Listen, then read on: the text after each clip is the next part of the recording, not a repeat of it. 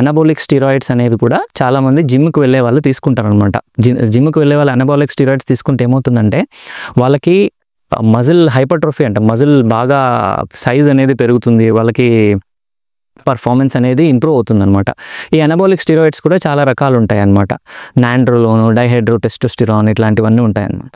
So దీనివల్ల నష్టం ఏంటి అంటే వీటి వల్ల ఖచ్చితంగా కిడ్నీ మీద ప్రూవెన్ రిస్క్ అనేది ఉంది. అంటే ఏమవుతుందంటే ముందు చెప్పినట్టు కిడ్నీలో కూడా ట్యూబ్యూల్స్ డ్యామేజ్ అయిపోవచ్చు, కిడ్నీలో అలర్జిక్ రియాక్షన్స్ రావచ్చు, కొందరికి కిడ్నీ లోపల స్కారింగ్ అనేది వచ్చేసి FSGS అని అంటాం, ఫోకల్ సెగ్మెంటల్ గ్లోమరులోస్క్లిరోసిస్. అంటే ఆ గ్లోమర్లెస్ ఏదైతే ఉందో దాని లోపల స్కార్ అనేది వచ్చేస్తుంది అనమాట. దానివల్ల కిడ్నీ అనేది డ్యామేజ్ అయిపోయే ఛాన్స్ ఉంది. సో అనబాలిక్ స్టిరాయిడ్స్ అనేది ఖచ్చితంగా వాడకూడదు, జిమ్కి వెళ్ళే వాళ్ళు ఖచ్చితంగా వాడకూడదు.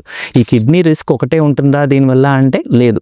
కిడ్నీ రిస్క్తో పాటు చాలా గుండెకి సంబంధించిన రిస్క్, లివర్కి సంబంధించిన రిస్క్ అనేవి కూడా ఈ స్టిరాయిడ్స్ వల్ల ఉంటుంది. సో స్టిరాయిడ్స్ అనేవి జిమ్కి వెళ్ళే వాళ్ళు తీసుకోకుండా ఉండడమే బెటర్. ఇది స్టిరాయిడ్స్ గురించి. ఇంకొకటి ఏంటి అంటే నెక్స్ట్ కొందరు వైటమిన్ ఇంజెక్షన్స్ తీసుకుంటారు. వైటమిన్ ఇంజెక్షన్స్ ఏంటి అంటే వైటమిన్ ADE కలిపి ఉన్నది వైటమిన్ ADE ఇంజెక్షన్ అని తీసుకుంటారు. ఇది సాధారణంగా జంతువులకు ఇచ్చే వైటమిన్ ఇంజెక్షన్ అనమాట. వాళ్ళలో వైటమిన్ డెఫిషియన్సీస్ ఉంటే ఇచ్చే ఇంజెక్షన్. చాలా హై డోసెస్లో ఏం చేస్తారంటే ఆ ఇంజెక్షన్ అనేది తీసుకుంటారు కండరాల లోపల. బెనిఫిట్ ఏంటి అంటే ఆ కండరాల లోపల తీసుకుంటే అదొక ఆయిలీ సబ్స్టెన్స్ లాగా ఉంటుంది ఆ ఇంజెక్షన్. ఆ కండరాల లోపల తీసుకున్నాక అది అక్కడ రియాక్షన్ అయిపోయి వాటర్ అంతా అక్యుములేట్ అయిపోయి మజిల్ అనేది లావ్ అవుతుంది. దాని మీనింగ్ ఏంటి, మజిల్ సైజ్ పెరిగినట్టు అనిపిస్తుంది, కానీ అదేంటి అంటే వాటర్ అక్యుములేషన్ వల్ల. కానీ డైరెక్ట్గా మజిల్ హైపర్ట్రోఫీ అనేది కాదు. కానీ దానివల్ల సైడ్ ఎఫెక్ట్ ఏంటి అంటే ఆ ఇంజెక్షన్లో వైటమిన్ A ఉంటుంది, D ఉంటుంది, E ఉంటుంది. వైటమిన్ AD కనుక సైజ్ ఎక్కువగా అంటే క్వాంటిటీ ఎక్కువగా తీసుకుంటే ఏమవుతుందంటే బ్లడ్లో కాల్షియం లెవెల్ అనేది చాలా ఎక్కువ మోతాదులోకి వెళ్ళిపోతుంది అనమాట. ఈ ఎక్కువ మోతాదులో వెళ్ళిన కాల్షియం ఏం చేస్తుంది బ్లడ్లో, అలానే యూరిన్లో బయటికి వెళ్ళిపోవాలి. యూరిన్లో బయటికి వెళ్ళేటప్పుడు ఏమవుతుందంటే కిడ్నీలో రాళ్ళైనా అయిపోవచ్చు, కిడ్నీ కండ లోపల కాల్షియం అనేది డిపాజిట్ అయిపోయి కిడ్నీ ఫెయిల్ అయిపోయే ఛాన్స్ ఉంటుందన్నమాట. చాలా హై డోస్లో కనుక వైటమిన్ AD ఇంజెక్షన్స్ తీసుకుంటే ఈ రిస్క్ అనేది ఉంటుంది. సో ఇది కూడా తీసుకోకూడదు. జిమ్కి వెళ్ళే వాళ్ళు వైటమిన్ AD ఇంజెక్షన్స్ కూడా తీసుకోకూడదు. దీనివల్ల కిడ్నీలు ఖచ్చితంగా ఫెయిల్ అయ్యే ఛాన్స్ అయితే ఉంది. ఇది కాకుండా కొందరికి ర్యాబ్డోమయోలైసిస్ అని అంటాం. ర్యాబ్డోమయోలైసిస్ అంటే ఏంటి అంటే మన కండరాలు తన స్తోమతకు అంటే శక్తికి మించి గనక కండరాలని వాడితే ఏమవుతాయంటే అవి బ్రేక్ డౌన్ అయిపోతాయి. ఆ సెల్స్ లోపల దానికి కణాల గోడలు ఏవైతే ఉంటాయి సెల్ వాల్ అంటాం, అవి బ్రేక్ డౌన్ అయిపోయి ఆ మజిల్ లోపల ఉన్న ప్రోటీన్ అనేది యూరిన్లో బ్లడ్లోకి లీక్ అయిపోవచ్చు అనమాట.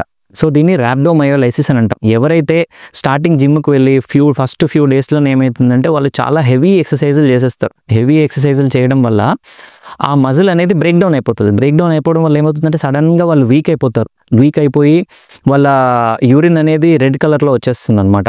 మజిల్స్ అనేవి చాలా పెయిన్ ఉంటాయి, టెండర్గా ఉంటాయి, ముట్టుకుంటే చాలా నొప్పి వస్తూ ఉంటుంది.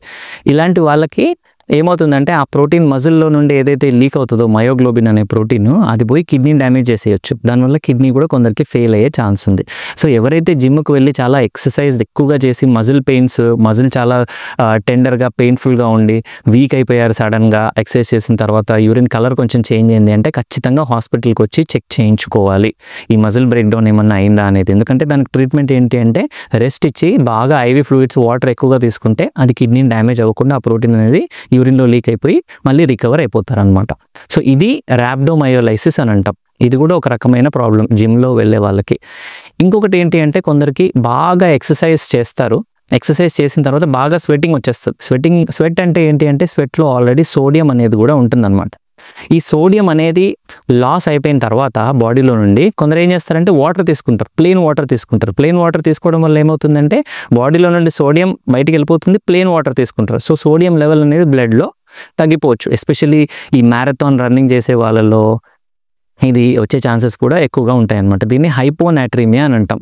సో ఇది కూడా ఎప్పుడైనా కానీ జిమ్కి వెళ్ళేసి ఎక్కువగా స్వెట్టింగ్ వచ్చేస్తుంది అంటే ఎలక్ట్రోలైట్స్ ఉన్న వాటరే తీసుకోవాలి అన్నమాట. ఇది జ్ఞాపకం ఉంచుకోవాలి. సో ఇవి క్లుప్తంగా జిమ్కి వెళ్ళే వాళ్ళలో వచ్చే కిడ్నీ సమస్యలు.